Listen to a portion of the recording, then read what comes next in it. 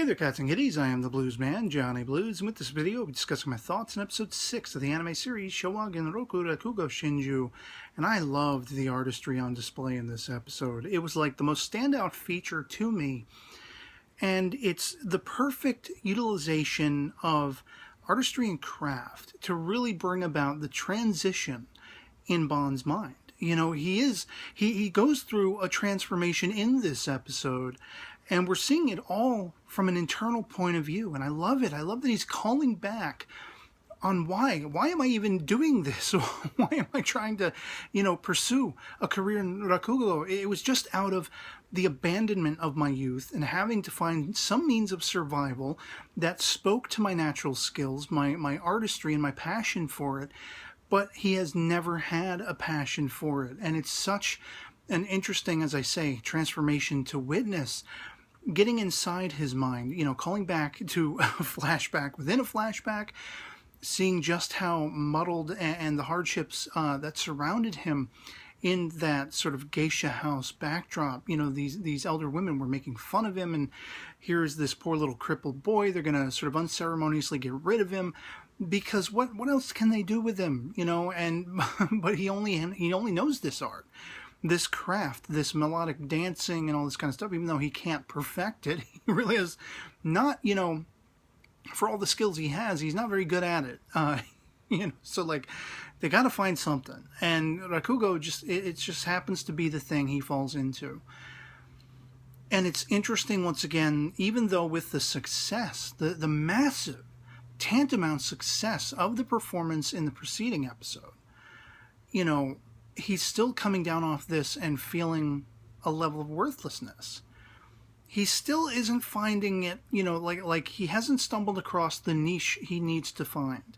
The thing that Shin has been so overwhelmingly trying to set into his mind, this is where you should go with it. This is, he has that perceptibility, that natural talent. He can see where Bond needs to go.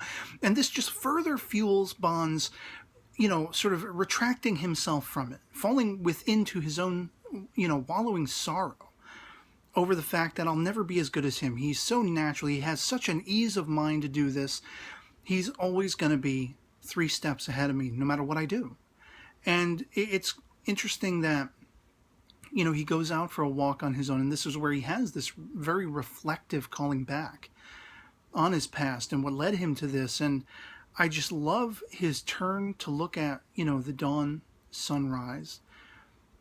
And really just, that's the first stepping stone. Now that I've created an equilibrium in my own mind of where I came from, now let's focus ahead. Now let's find the steps forward that I need to either step away from this entirely or fall further into it and actually embrace it. And so you have that, whole idea of not only is Shin constantly trying to be supportive of him. I mean, he set up that entire play for Bond because he knew he would master that role. He would gain those accolades and applause. And he is chomping at the bit for Bond to find himself. And coinciding with this, you have Miyokichi, who is also, the interesting turn of character for Miyokichi in this episode. It seems almost as though once Bond has gotten on the stage, as he's starting his performance, he's still doing the same things he always does, following Shin's performance, Sugoroku. And there's a level of her just being so excited to see what he's doing, how he's going about it. And as Bond was calling back on that play performance, what his strengths were, what seemed to garner the attention of the audience, he started adapting those things to this performance. This woman who wants to create a lover's suicide because nobody wants her anymore. And she's going to like get some alcoholic guy, deadbeat, and get him bombed out of his gourd, and they're going to do this together and all this kind of stuff. But he got into the personification of that character. He began to be selfless to the art, to the story. And suddenly you see this transformation. People suddenly become transfixed with him, once again, just like in the play.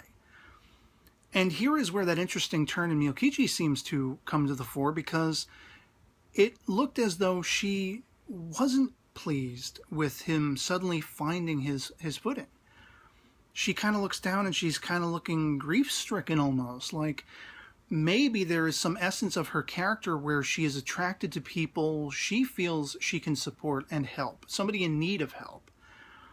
And in that moment, with Bon finding himself and honing exactly where his attention needs to be, you know, in that moment, he succeeded again. And in finding himself, he was no longer the helpless little lost puppy that Miyokichi maybe perceived him as. At least that's my speculation. And of course, Shin is just watching this, laughing his ever-loving ass off, loving the performance. This is everything he has wanted for Bon all along.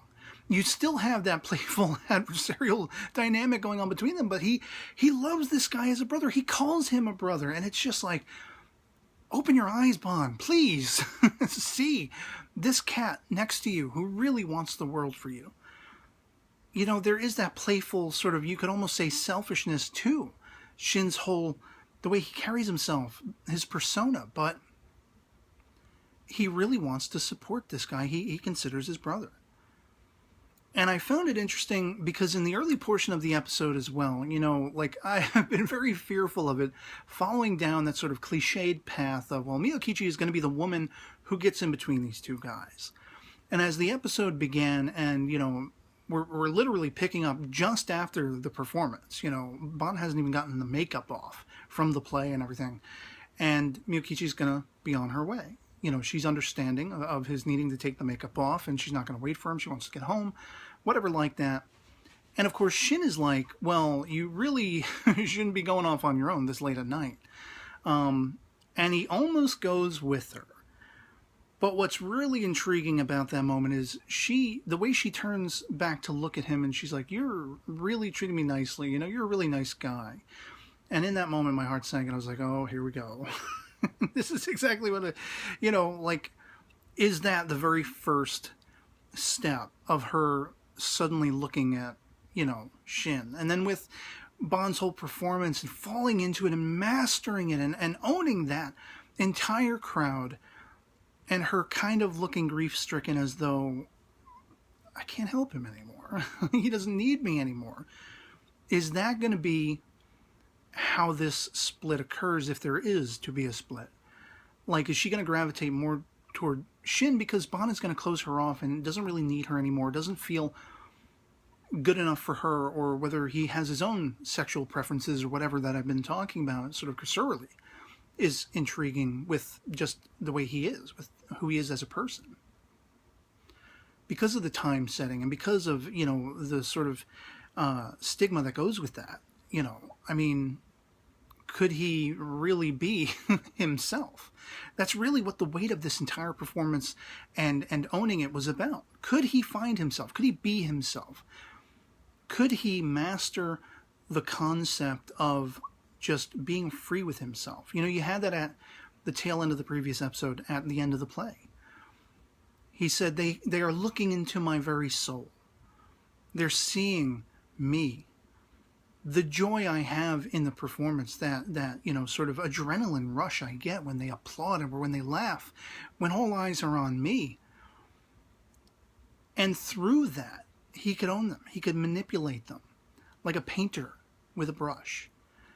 And so I loved that the artistry, you know, when you have that sequence where, of course, Shin is on stage and Bon is backstage sort of listening to it, and he's in his own sort of world, and it's black. And you just see the faint outline of his white features coming to the fore, and then they wipe the black away, and he wakes up out of it. And this, again, is calling back to that, why is he so good? And he's looking at Sugoroku on stage. Why is this guy so much better than me? What is it about him? And he's even scathing toward the aspects of the Rakugo performance where, you know, you have to be the narrator when you're stepping out of a character to progress the story. And that was fascinating because it's all what he's going through internally. Similarly, when, you know, Shin comes home drunk and he's trying to practice this piece he's going to perform, Shin is interrupting him. He's like, never mind, I'll go to bed, you know, I'll leave you to it. And Bon can only but look at him and feel soul-crushed. But we don't see his tears. They artfully master that scene by shading his eyes and closing in on a water droplet on a coffee trough, on the lip of, where the water comes out. And it glistens and we know what he's feeling. We don't need to see it externally. It's all about what's going on inside. And so you're constantly, even when he's on stage in that performance, we're getting glimpses of the vision that he is not only experiencing internally, what he's envisioning internally, but what he is projecting in the part, in the piece he is performing to the audience. We see a guy perceiving the woman he's playing. We see a couple people perceiving this, and one guy's like, like, woohoo, wolf calls. And it was fantastic. It was beautiful, utmost engaging. And it really, by the end, it just signifies, like, what is going to happen next? It almost looks like via the PV for the next episode, because, of course, you don't get any of the dialogue. You don't really have a context for the sequences they're showing. If you look at the last PV for this episode, it seemed almost as though we were going to spend much more time with Shin and Bon as youths, as kids. And that was only a couple fleeting moments in the episode. So what can we really gather, except to say it seems like whatever is going on in the triumvirate, the dynamic between Bon, Shin, and Miyokichi, it's going to come to a head potentially. Because it seems like she is just utmost upset. She's like pulling at what looks to be Shin, who was knocked out on the floor. And it seems like it's quite interesting, whereas she, in the early going, would be perceived as the one to get between them. Maybe it's going to be, whether it's some sort of sexual attraction motivation or not, maybe it's actually going to be like the dynamic between Bon and how he feels for Shin that gets in between he and her. I don't know. Or maybe it's the art. Maybe it's the Rakugo. Maybe he has finally gotten over that hurdle by the end of this episode. That's what it feels like. Like he's gotten over that hurdle of, why am I doing this? Why am I wasting my time with this? It was a consequence of my needing to survive, and I've never had a love or a passion for it. But by the end of this episode, he's gotten it. He's gotten that niche. He's found his footing. And he's able to be as free as a bird in front of that audience, commanding them, becoming their master. And it's just, that gave me chills, and to see that sort of pacing of looking inside his mind's eye, it was just highly intriguing. It wasn't, I wouldn't call it exciting, like, it got my juices flowing. It was just captivating. I was sitting there awestruck, just wondering how this was going to play out. And seeing it come to that fruition was magic. And it left me highly intrigued, highly inquisitive to know what will now follow from this.